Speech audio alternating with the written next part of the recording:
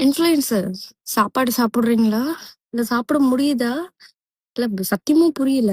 சாப்பாடுலாம் இறங்குதா? உன் வீட்ல நடந்திருந்தா இப்படிதானா?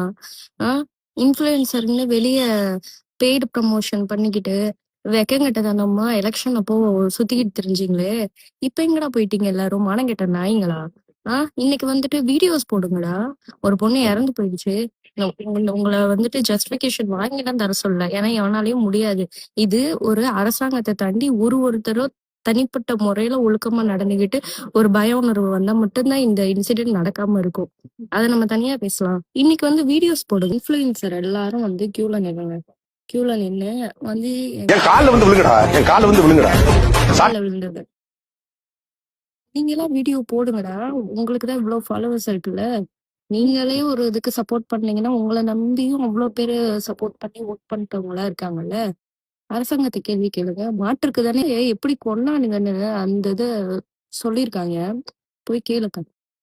கண்ணெல்லாம் இது பண்ணி, காதெல்லாம் ஒட்டுச்சு, கல்லாலேயே மூஞ்செல்லாம் உடைச்சிருக்கானுங்க.